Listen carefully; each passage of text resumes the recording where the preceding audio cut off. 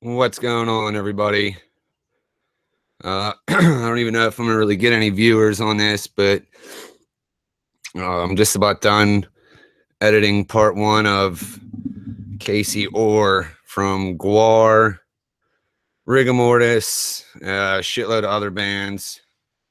As I said before in editing, sometimes it just gets crazy boring staring at a small screen for a few hours, so I take a short break. But I wanted to do this stream because I was on the Drunk News live stream a few days ago, and some people asked me if I was gonna start doing the serial killer documentaries. And after thinking about it, fuck the views. If I get them, I get them. If not, oh well. It's just a lot of time goes into them, and it's kind of discouraging when you spend a few hours working on something and you don't see that many views on it. And I know right now there's a bunch of crazy shit going on with YouTube, and I don't know if that has anything to do with it, but oh well. I forget the guy's name they were telling me about. He was from Canada. He had a farm, and he would actually take the bodies and grind them up and put them in ground meat, and that was being served to people. Pitkin or Pitcairn. I can't fucking remember his name now. But anyway, I'm going to look a little more into that guy's story and probably do one on him. I had a viewer a while ago ask me if I would do John Wayne Gacy, and I started it, but I kind of put it on the back burner. So I may bring that one out. I'm not 100% sure. We'll have to see what goes on there, but I may get that going. Let's see. I can't remember the guy's name now. Pitkin? I'm gonna have to ask. It was like I said, I was on the Drunk News live stream, and they were telling me about him. I can't remember his fucking name now. That's gonna bother me, but the dude sounds crazy, and that should be a pretty good documentary. So that's pretty much why I wanted to do this stream. Kill some time because I'm bored. But yeah, I'm gonna start that back up. The series was called Meet a Serial Killer. I had done a few of them. I did Eileen Warnos, Ed Gein, the Rosdov Ripper. I can't find. I did the Granny Ripper documentary, and I did that when I did Takedown Man's channel, and then I erased the whole fucking thing because it was on his channel. And then when me and him split, he fucking deleted it, so I didn't even get a chance to download it to put it back on my channel. So I'm gonna have to see if I have any parts left of that, and I'm gonna probably start doing that again. Well, who's in here? Oh, Shane, what up, Shane? Frank, what up? But yeah, if you guys go over to Drunk News, you can watch the live stream we did over there. Those guys got me thinking about it, so I'm gonna probably do it again. Yeah, and then I don't know, Shane, I don't know if you remember the guy's name. He had that farm, and he grinded up all the his victims. He ground them up and put them in fucking ground meat and served it to people. Pitkin or Pitcairn or something like that. Can you imagine doing own stories, like make a story about a fantasy serial killer? That would be pretty fucking cool. That honestly, he's gonna get pissed that I say this, but Takedown Man's serial killer thing, he makes those up himself and says they're real, but they're not. And I give him credit because some of the stories are cool. Yeah, that's it, Shane. Thanks, man. Robert Picton. That's who I'm going to work on, because it sounds like that guy's pretty fucking twisted. So that's who I'm going to go with. Like a creepypasta. Yeah, like I said, I can't remember fucking... If you ever take Down Man's channel, he has serial killer something. Confessions of a Serial Killer. Those are all made up. and he can get pissed all he wants at me. I don't give a shit. He told me those are made up, but I will give him credit because if he made them up, the stories are actually pretty interesting and nuts. But this Picton dude, man, this guy seems like a twisted son of a bitch. So that's my favorite part about doing these documentaries is actually the research and looking up on them. Frank, is this the Frank from my work? But yeah, I love doing the research. It's fun. He did stuff same time, and I think it was called Green. Yeah, Green River Killer. I know about him. Yeah, I want to do what the fuck was his name? But they never found it to be 100% true. But the guy that did America's Most Wanted, the guy admitted that he was the one that killed his son. I can't fucking think of his name right now, but I want to do him as well. There's tons of serial killers I can do. The thing is, though, I want to do the lesser known one. Like that Pitkin, I guess he's really known up in Canada. I never heard of the guy. And when we were doing the Drunk News live stream, they were telling me about him. And I was like, God damn, how the hell did I never hear this guy?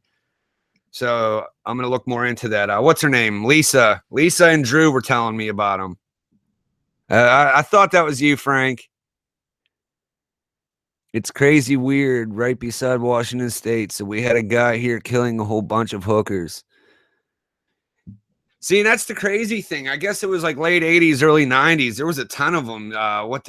Them two guys, like, I can't think when I'm on the spot, so don't mind me. I'm like, I smoked too much dope in my time. And even though I'm clean now, it's still my brain's out in left field. And then when I'm on the live stream, I get all fucking like retarded. But yeah, there was them two dudes. They were killing a bunch of people, and then the one dude got caught, and he's like, "Yeah, I'm the one that killed Adam Walsh," and that's the dude from America's Most Wanted. His son. He went missing from that shopping mall or whatever, and I guess that dude got him and decapitated him. Man, it's fucking crazy. And that's supposedly why red rooms turned out that I guess they can't be real, but who knows? But according to the FBI files and statistics, the amount of serial killers that are active, I forget how they broke it down, but there's this guy, you guys got to look him up on YouTube, The Thinker. The guy, he knows his shit. And I learned a lot of stuff from that guy's channel. He's the one that pretty much debunks everything Takedown Man says and proves that he's full of shit on the deep web. That's because we're a bunch of crazy fucks over here. I know USA had a good bit, but there was a bunch in Europe too. But USA, it's because we're fucked over so much by our government. People end up going crazy. And a lot of the chemicals and shit we allow in our foods that are banned in other countries. We're a bunch of psychos over here. Yeah, you're right, Shane. That's why he started it. Yep. His son Adam was kidnapped, disappeared, and I guess was decapitated.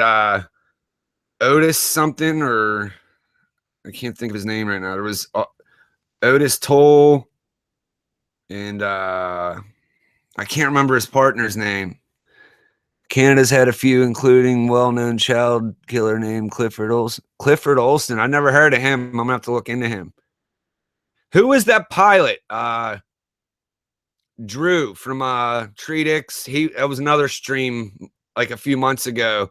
He was telling me about an airline pilot that turned out to be a serial killer. And I'd like to look into him as well.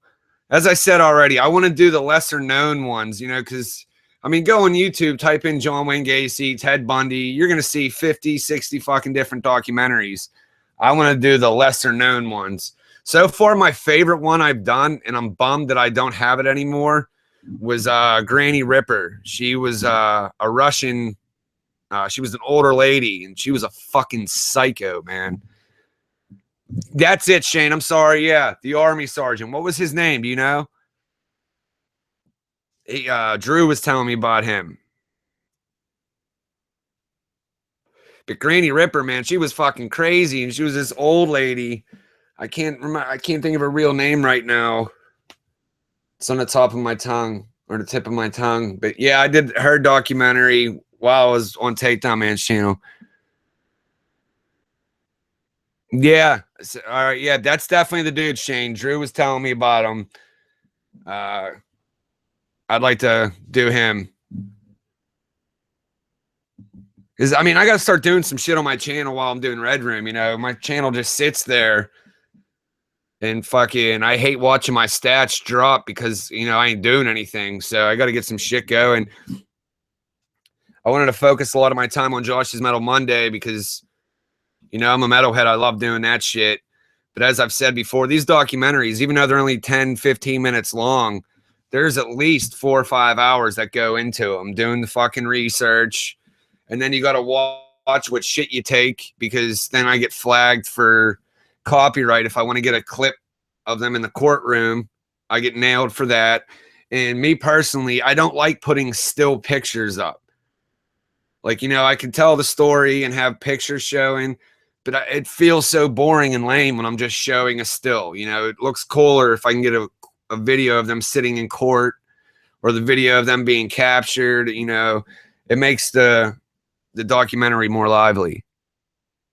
There was some lady they just busted that would take runaway teens, befriend them. Wow. See, I don't ever hear any of these ones, man. I gotta.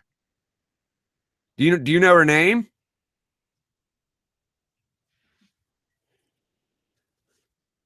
And that's how most of them do it. You know, if they do kidnap them or whatever, they gain their trust and then fucking whack them.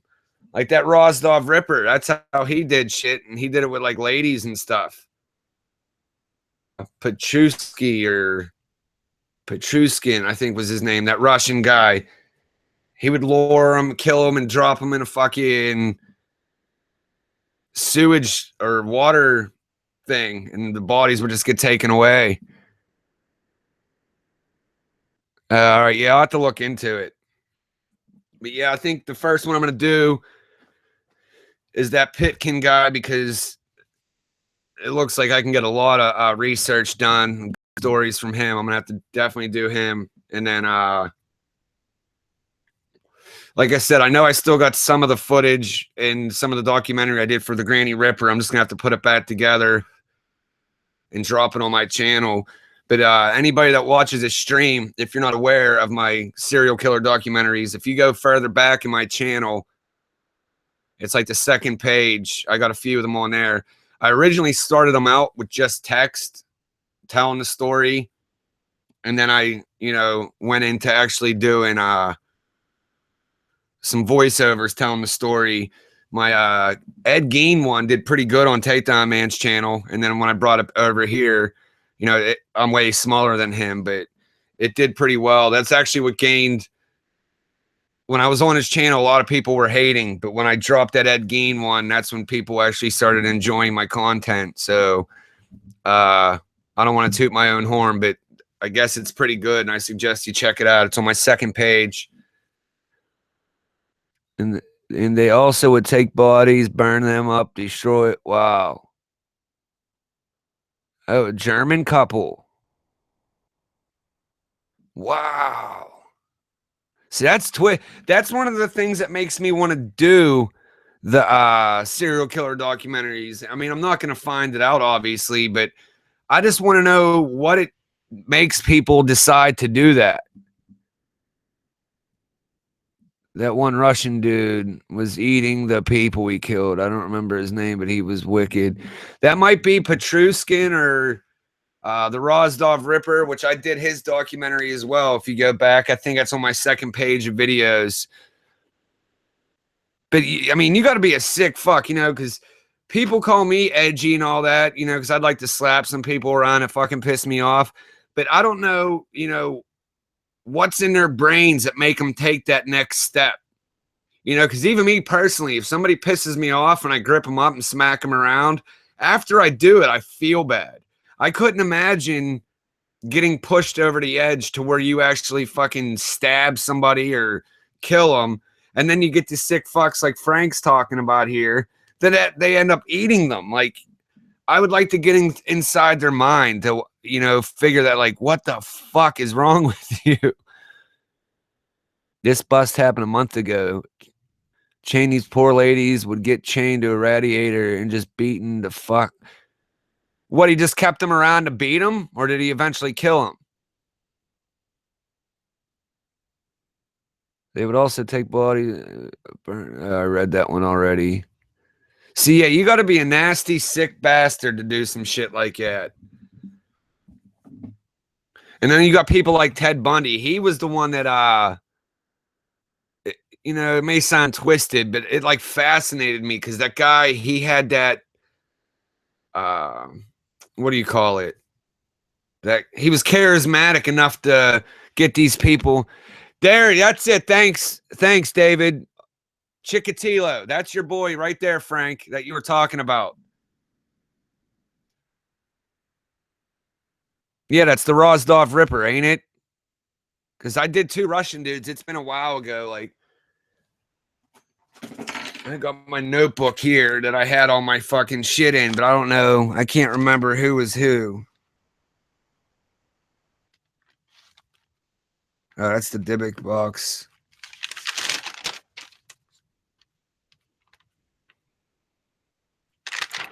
These are all my videos on the Dybbuk box and all that shit. Yeah, see, this is how much goes into it. These are from old documentaries right here where I'd actually have to write down all this shit. And I'm sure some of you hear my voice. When I actually narrate, I end up sounding like a fucking robot. But yeah, this is why they take so long. Yeah, these are all my haunted documentaries, these ones. The LaLaurie Mansion and... Yeah, I can't find it. But that Andre Chikatilo, he was a sick, crazy bastard.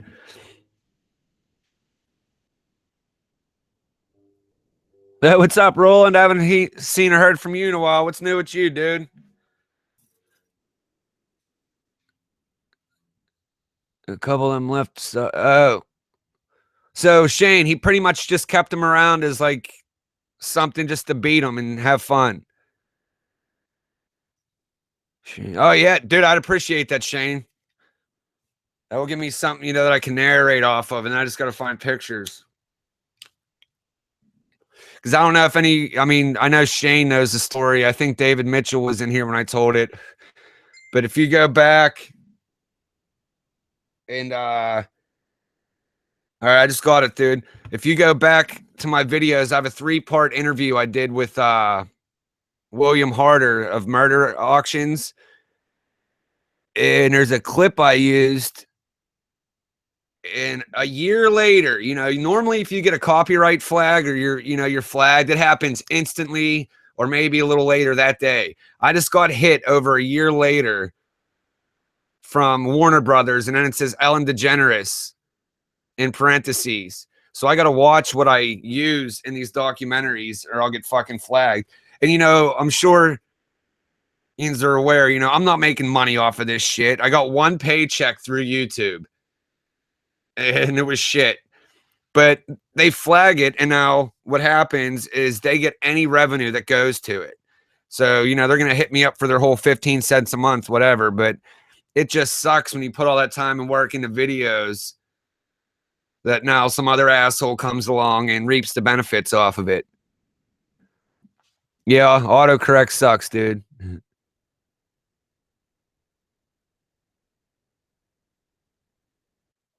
Who seems like a good dude, Shane? Copyright cocksuckers. I got hit. Yeah, I seen you putting that on YouTube that you got hit. You got to watch. See, like the one good thing about being with Maker Studios, and if you want to go sign up, anybody could sign up, but you got to pay a monthly fee. It's called Epidemic Sound. You got that whole library. It's copyright free, and you, as long as you put the guy's name and the title of the song in your descriptions, you can go ahead and use whatever. Yeah, William's a good dude, man. He's a little crazy, but he's pretty fucking cool. I was on the phone with him for hours. And he's been interviewed by tons of fucking people, man. And he's gone to the court or the prison, sat down with Charles Manson. He's got to sit down and talk with Richard Ramirez. He's got paintings from him. And if you go listen to the interview, dude, he's cool with shit. He goes all around the country and shit and visits prisons and sites where murders happened. Like, he went to all the places where Charles Manson, the Manson family, committed their murders. That's why I wanted to interview him, because I was in a Facebook group that he was in, and I got to talking to him through there. And then when I started this channel, I get into the serial killer stuff. So I'm like, you know what? I want to bullshit with that guy, see what he's done. And he was cool as fuck. I sent him a message, was like, hey, dude, I got a YouTube channel. Would you mind if I sat down and bullshitted with you? And he was like, fuck yeah, man. It was like 2 days later. And what sucks is at that time, I didn't know about Google Voice. So I literally sat there on the phone with it on speaker and held it up to my microphone for like 2 hours talking to this guy. And then luckily, Josh from the Drunk News, he told me about Google Voice. So if I ever get another phone interview, that's how I'm going to do it. Come blow some shit up at your I'll be sticking to using Bullet Club theme song for El Showtime. If you want, Shane, just here's what we can do. I could help you out. If you go through Epidemic Sound, go onto the website. If you want to go around and if you find a song you like on there, let me know. I could download it for you and I could send it to you through your email or something, because I have complete access to that. I can use whatever the fuck I want. And that's what a lot of my background music that I use comes from Epidemic Sound. Like they actually got a really good selection for the dark, eerie, scary background music. Dude, I couldn't imagine sitting with Manson. Like, he's got pictures and shit from when he did it. And if you listen to the interview, he talks about a part where Manson's sitting there checking out his girl's tits and shit. Hold on 1 second.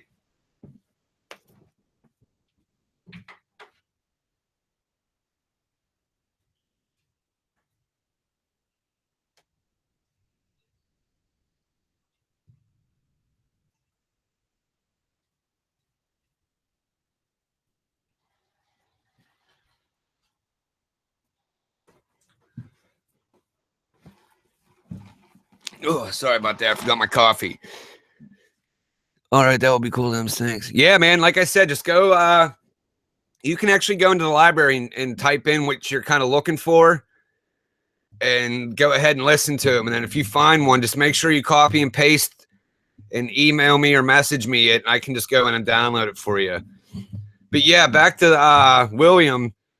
The one when I was on the phone with him for the interviews, I forget the guy's name, but he actually called him from the prison. He's like, here, listen to this. He's like, but you can't use it in the interview. So I was like, that's fine. And he actually had it on speaker. I'm going to have to ask him who it was, but I heard the whole, this call is from a correctional facility, blah, blah, blah. And it was this one of the serial killers that he visits. And I'm like, holy shit, this is crazy. Yeah. Yeah. And he's actually got them. And I guess you can't get them anymore.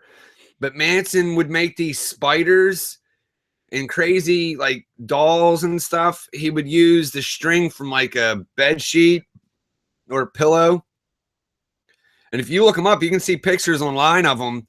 But William's got a couple of them. They're like Black Widow spiders and shit, man. It's so cool.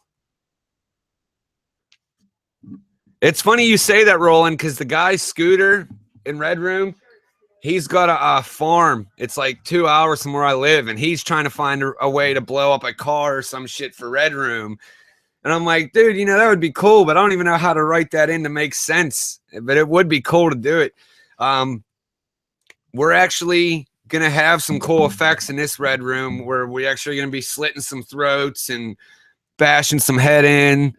And we're actually going to be able to show it. I mean, I'm not going to do the Alfred Hitchcock turn the camera bullshit. The one effect, we found the trick that I'm actually going to be able to show it on screen, slashing a fucking throat, and it's gonna look fucking beautiful. I can't wait to do it. Dude, you pick, we blow up. Fucking A. I can't wait for you guys to see how we're doing Red Room this time, guys.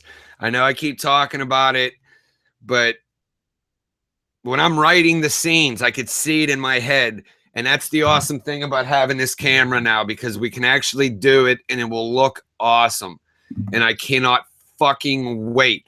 A lot of you guys know the storyline, but as I said, this time we're not really gonna it's gonna be a 3-part series. And this time, I mean, there is the we'll eventually get to the PI, but in part 1, it's gonna be mainly the Red Room. Like I want to focus more on the scary, nasty, like, you know, people getting fucked up, you know, and then it'll lead to the PI. But my problem is you guys know I'm very new to this, and my fear in doing these short films is scenes where it's dialogue, because you got to keep people interested, man. And when you get to scenes where it's just 2 people talking, that's the rough part for me, because I don't know how to keep it interesting. Because if you watch the prototype, you can actually go into your analytics and see where people drop off when they're watching. And as soon as it gets to the dialogue part, you just watch the graph. It just goes straight down. So that's my fear. That's why I want to mainly focus on the kidnapping, the bidding, and the killing, because it's actually cool shit to watch instead of somebody meeting up with the PI and telling the story. Like, I mean, we got to do that, but my problem is doing it where it isn't boring. And you also got to keep in mind is I don't really have real actors. Like, I have friends that are volunteering to do this shit. Dude, I got a box, 9 fake head, all yours. You got 9 fake heads? Only way I could see a car blowing up work is if the PI's car is being a message sent. So yeah, that's true, Shane. We could have that where he goes to look for her in the woods, and then it blows the fuck up. Yeah, that could work. Russell Williams is the name of the Army sergeant, serial killer. Russell Williams. All right, cool. I think I just got a message from you, so I got it. But yeah, I can't wait, man. We went on YouTube and watched a tutorial and a how-to video to make the throat slashing look real, and it's doable. And my buddy Paul, who plays Scooter, he's real handy with shit like that. So I can't wait, man. Like, some of these killings we have written are pretty brutal, and like I said to him, I want this to be where we're walking a fine line of YouTube saying, fuck off, you can't have it on here. That's where I want to get to. And I know that's going to be hard, but I don't know. I want it to be one of them underground, like, people talk about, like, did you ever see that sick fucking movie? That's how I want this to be. Because if you guys go look into short films have, like, a pretty good following. And I want to have one that's in there on that list that people talk about. Yeah, this, I can't fucking wait. But in the meantime, you know, once because now we're pretty much at the point, I got 2 people I'm still waiting for to send me their video for the Red Room, the bidding scene, because I already have the bidding scenes. I don't know if you want to call it format or whatever, but I already have the layout. I already have the layout of it. I just need to get some still pictures to show them, and then their video for, you know, the people that win the Red Room, giving directions on, okay, I want you to do it this way. I want you to stab her. I want you to beat her head in. We need that video. Because the one, I don't mind giving away. I can say what it is, but it's way different when you watch it. But there'll be some people getting their fucking head caved in, some throat slashing, some throat slashing with a bag over their head to watch the bag fill up with blood, some shit like that. Yeah, Shane. Yeah, we talked about it pretty much there. I put the layout on my YouTube page if you want to go check it out. That's the layout of how, to show the bidding scene going. That way you can cut to the screen and cut to the victim. That's what it's going to look like. Oh, you got a gun collection. Nice. And I'm still waiting on Joey to send his, and his lines are pretty fucking twisted. So he said he's got to wait for him to have a chance when he's not around his girl or his wife or his daughter, because some of the shit we're asking him to say is pretty fucking brutal. That's why I actually got nervous. I'm like, hey, are these lines a little too graphic, And he's like, no, I'll do it. And then I'm going to need, like I said, it's going to be a 3-part series. So I'm eventually going to need 2 or 3 more bidders. But as long as Drunk News Josh isn't too busy, I love the way his scenes are going to take off. So I'd like him, if he's able to actually be in maybe the next couple of them. LOL, fuck you. No, it's hardcore when you don't want the ladies around. Dude, they're pretty fucking brutal. As I was writing them, I even was like, is he going to say no? And you got to think, like I said, I want this one to be walking the line of, hey, you know what? This is a little too much. You can't have this on here.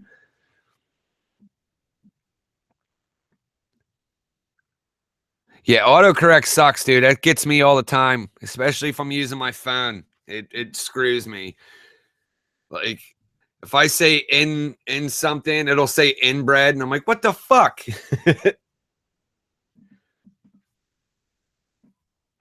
But what do you guys got going on this Saturday afternoon?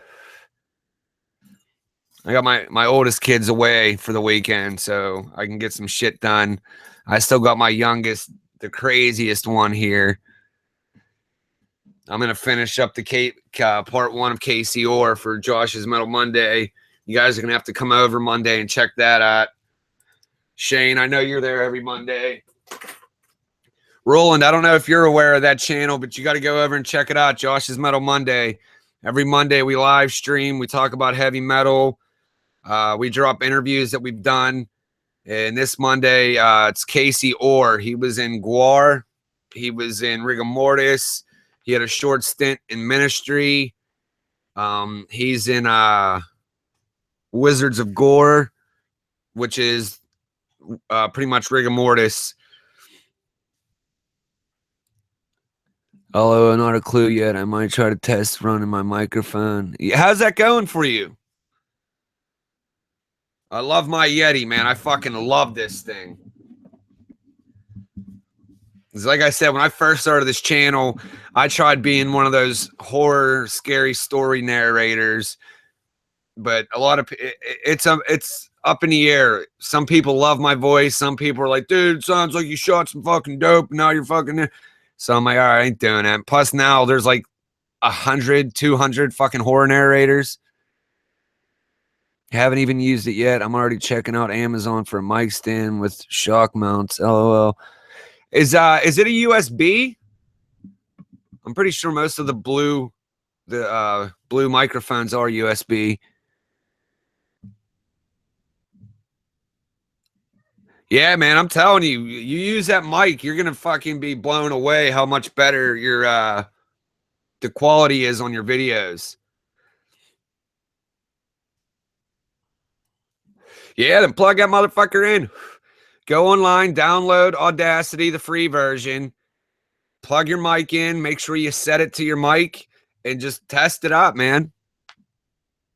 Yeah, dude, see, that's a good mic. You should definitely start getting on it and learn it, dude. You send in all those videos to Drunk News. I mean, you sound pretty clear on your videos already, but you'll be blown away how different it is when you actually use the mic. I don't know if it has these settings on the back or not. I don't know if you can see the settings, the gain and all that, but make sure you have it on the upside down heart looking thing, because that uses the front of your mic.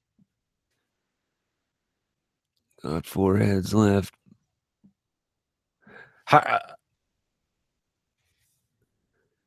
Got 4 heads left. Oh, those fake heads. See, we could definitely probably use. I'm gonna have to. I'm gonna have to talk to my buddy Paul. He plays scooter. Might have to snag those. I'm gonna have to get a cam, but think my computer is 1080 cam built in, but I want something I'll move around. See, the thing I use, dude, it's called a Logitech webcam. It was like $30. It's USB cord, plugs right into the side. You just got to make sure when you go into your settings, you set it for that cam. Cam for my computer is shit, dude. Like, I can't use it. So yeah, dude, yours look decent, man. But I'm telling you right now, you use your USB and or your mic, you won't go back. You'll just be blown away with the quality of it. Like I said, if I don't know how we would do it on a hang up because you're going to be on your computer, but if you would need help setting that shit up, just let me know and we can do a Google Hangout and I'll show you how to do it.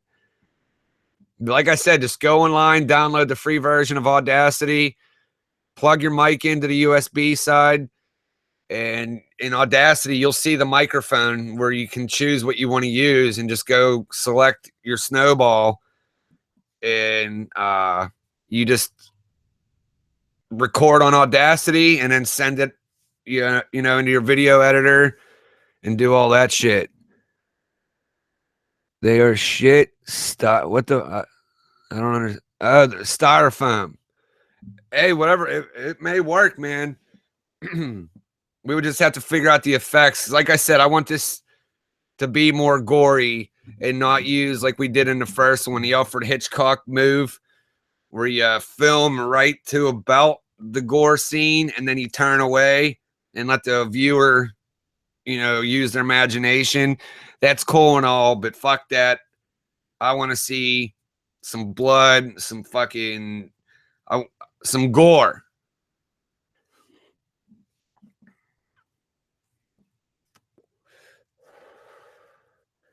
I want this, like I said, I want this to be a short film that people are talking about. Like, wow, that shit was twisted. I just watched one. It's on Vimeo. The thing was 9 minutes long. And I mean, the camera quality was good. The acting was half decent. But they're saying this is Grammy worthy of the short film category. And I'm like, are you fucking kidding me? They're in one room the whole goddamn time. The acting's okay. And the little bit of violence they showed was shit. And I'm like, you're calling this Grammy worthy? You're out of your fucking mind.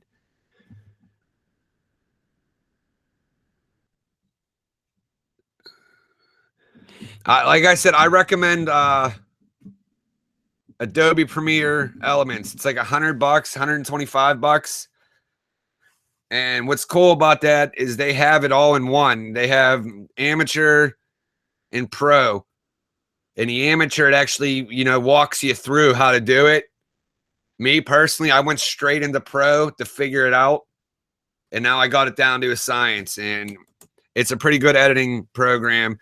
A lot of people use Sony Vegas, but that shit is expensive as hell. It's a couple $100, I believe. You can do some cool shit with it, but it's pretty expensive. I wish I had the... Yeah, I don't have the box here. I would show it to you. Yeah, it's Adobe Elements 14. Premiere 14, I believe.